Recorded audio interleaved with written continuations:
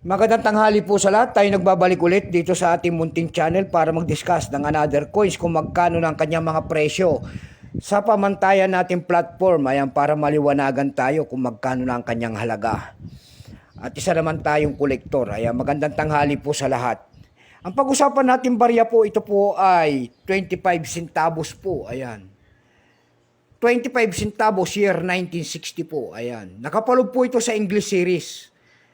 Baka hindi nyo po alam. Ayan. Tignan natin ang kanyang presyo kung magkano na ang kanyang mga halaga. Pero bago yan, magpapasalamat lamang tayo sa lahat ng tagapagsubaybay dito sa ating munting channel. At lahat po ng aking mga subscriber dyan, maraming salamat and God bless sa inyong lahat. Take care po at magandang tanghali po.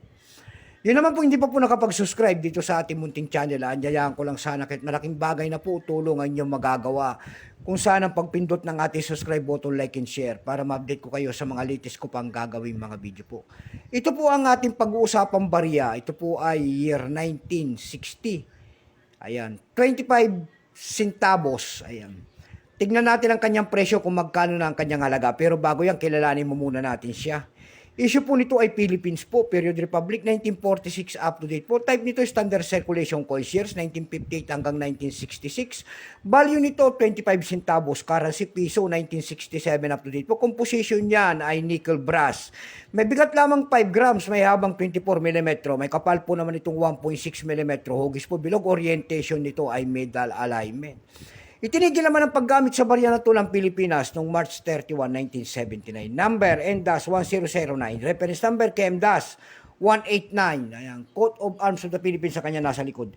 Ito pong year 1960 na ito po ay 11%. Kung ilang piraso naman ang ginawa rito ng Bangko Sentral sa barya na hawak natin, ito po ay 10 million piraso po. May price na rin po ito doon sa ating numista. Kung tawagin ng ating mga kolektor, ayan po. Yung kanyang very fine ay 20 pesos, extra fine ay 43. Dako naman tayo sa kanyang mga presyo sa ating mga online selling tulad ng doon po sa eb.com. Tindahan po ng coins, pandaigdigan, eb.com. Sa eb.com po, mayroon tayo nakita nagbebenta doon ng $12 nito. Nasundan po yan ng $11.64. Nasundan din yan ng $10.49. Yung pinakamababa po ay $7.99 na. Dako naman tayo sa Carousel PH, pangalawang platform. Sa Carousel PH po, mayroon tayo nakita nagbebenta to ng 450 pesos. Nasundan niya ng 150 pesos. And then 125 pesos. Yung pinakamababa po na bintahan doon na nakita natin ay 70 pesos. Ayan lamang po ang aking may babahaging kanyang presyo sa inyong lahat. Ayan, God bless po at magandang tanghali po.